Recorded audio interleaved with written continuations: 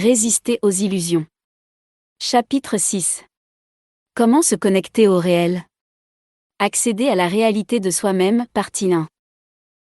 Comment se connecter au réel? Il convient avant tout de souligner qu'en toute rigueur, nous ne nous y connectons jamais totalement. En effet, nous n'y accédons qu'à travers nos représentations subjectives qui sont, fondamentalement, fictives, et donc pas réelles. Au même titre qu'une carte qui représente un territoire n'est pas le territoire, que le tableau de Magritte qui représente une pipe n'est pas une pipe, nos représentations du réel ne sont pas le réel. Elles sont objectivement réelles en tant que représentation à l'instar du tableau qui est réel en tant que tableau, ou de la carte qui existe objectivement en tant que carte, mais elles ne sont pas le réel qu'elles représentent. Nous ne nous connectons jamais totalement au réel, la seule chose que nous pouvons faire, c'est de nous assurer que la représentation que nous nous en faisons coïncide au plus près avec la réalité de ce qui est. Cette distinction entre réel et représentation du réel est fondamentale, et l'ignorer nous expose, nous l'avons vu, à de grandes déconvenues, de douloureuses déceptions, voire de graves dangers. Que faire pour nous en prémunir? La première chose à faire, c'est d'en prendre conscience. J'espère que ce que vous avez lu jusqu'à présent y contribue. La deuxième chose à faire, c'est de développer une hygiène de vie, en l'occurrence une hygiène émotionnelle et mentale, qui va nous aider à ne pas trop prendre des vessies pour des lanternes, une hygiène de présence, de conscience et d'attention juste qui va nous aider à ne pas tomber dans les pièges de nos illusions, de biais cognitifs et de mécanismes de protection qui nous rendent aveugles à certaines choses, et nous en font voir d'autres qui n'existent pas.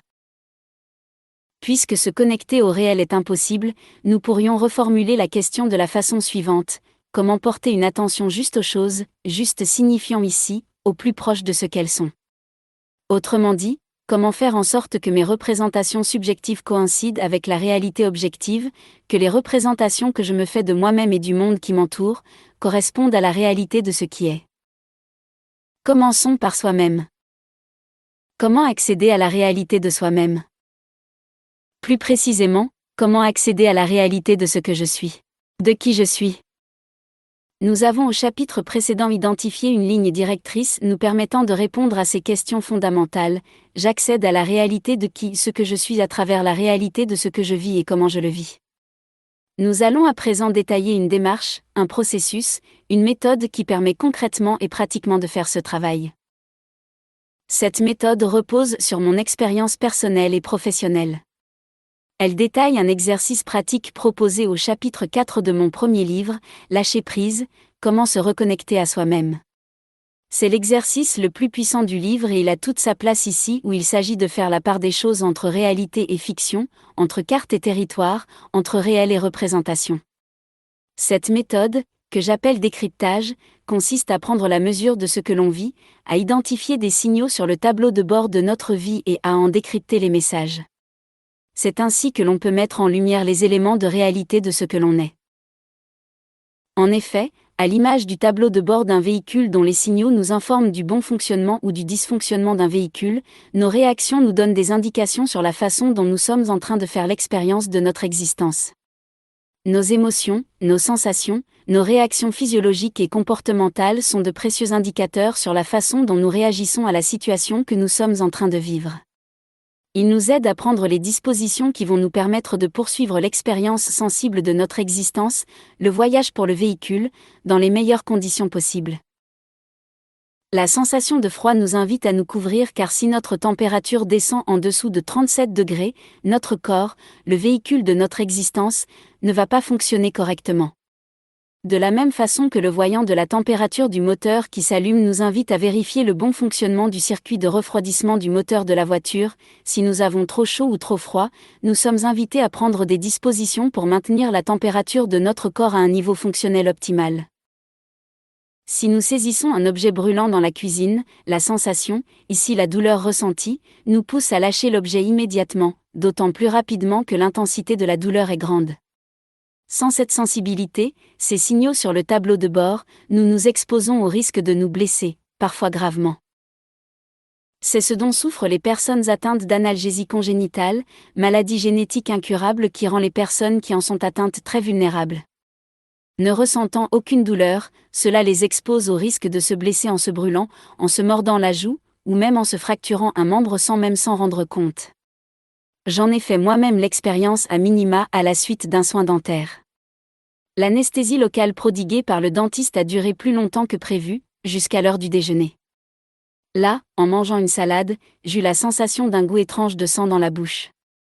J'arrêtai alors immédiatement de manger car je réalisais que j'étais en train de me manger la joue. C'est bien de manger des protéines, mais mieux vaut éviter de manger les siennes. Autre situation qui, cette fois-ci, a bien failli me coûter la vie, c'est la crise d'appendicite qui n'a pas été détectée aux urgences de la clinique dans laquelle je m'étais rendue en pleine nuit pour douleurs abdominales, et de laquelle je suis sortie avec de puissants analgésiques. Grâce aux effets anesthésiants, je pus dormir et me reposer, jusqu'à ce que, 30 heures plus tard, cela se transforme en péritonite gangrenée.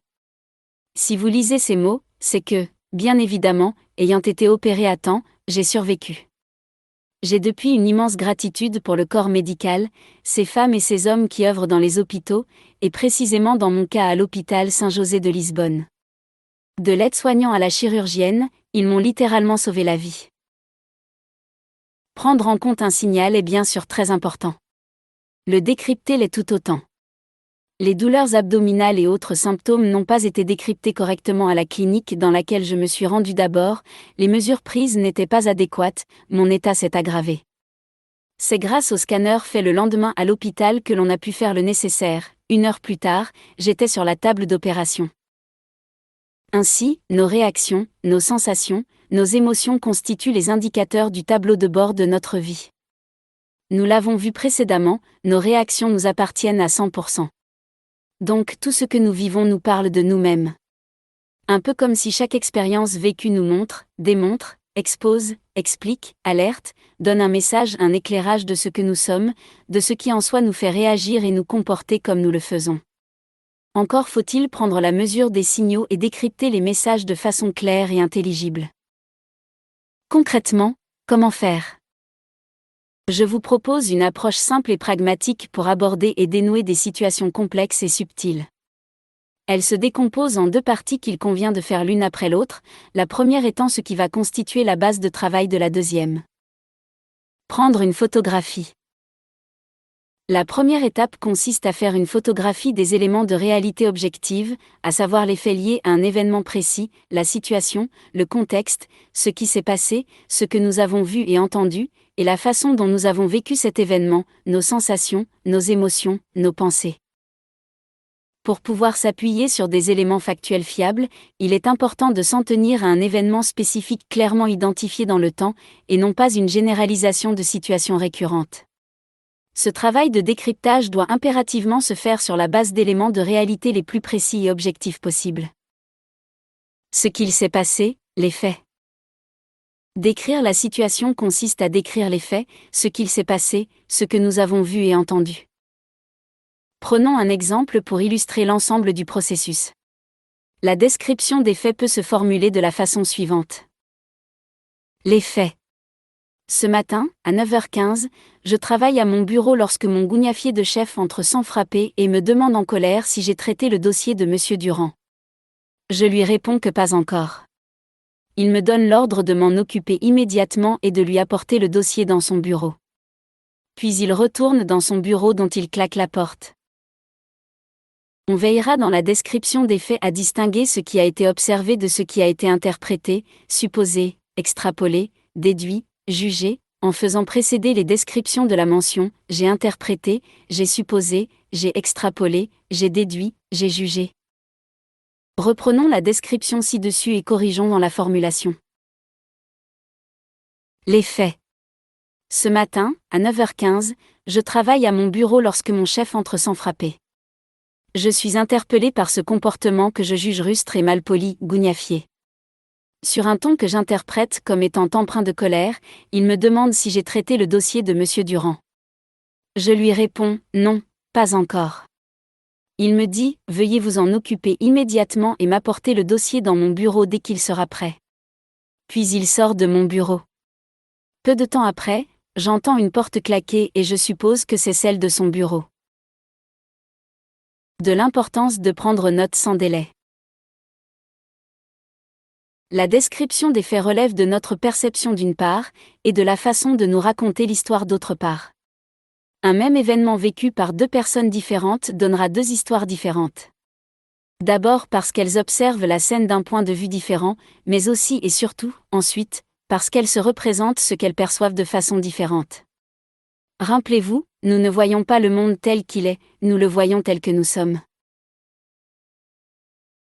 Bien sûr, nous allons dans la plupart des cas être d'accord sur les faits.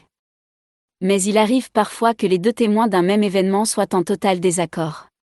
D'autant plus que nous différons dans le temps, le moment où l'on cristallise ce qui s'est passé, les faits, soit sur papier, soit dans notre mémoire en nous remémorant la scène. En effet, nous avons tous une mémoire sélective, biaisée par une multitude de paramètres, ce qui immanquablement altère la fiabilité de l'histoire que nous nous racontons. Autrement dit, plus nous attendons, plus le récit que nous faisons de ce que nous avons vécu risque de s'éloigner de la réalité objective de ce qu'il s'est réellement passé. C'est la raison pour laquelle il est préférable de prendre note au plus près de l'événement pour faire ce travail de décryptage. Comment j'ai vécu ce qu'il s'est passé? Décrire la situation, c'est aussi décrire la façon dont nous l'avons vécu dans notre corps, notre cœur émotionnellement et notre tête mentalement. Dans mon corps. Décrire comment nous le vivons dans notre corps, c'est relever nos sensations physiques, nos réactions physiologiques et nos comportements. Exemple de sensations physiques: tension, douleur, larmes, chaud, froid, picotement, tremblement. Exemple de réactions physiologiques: cœur qui bat, transpiration, gargouillement, nausée. Exemple de comportement: cris, pleurs, fuite, taper du poing sur la table, claquer une porte. Pour notre exemple.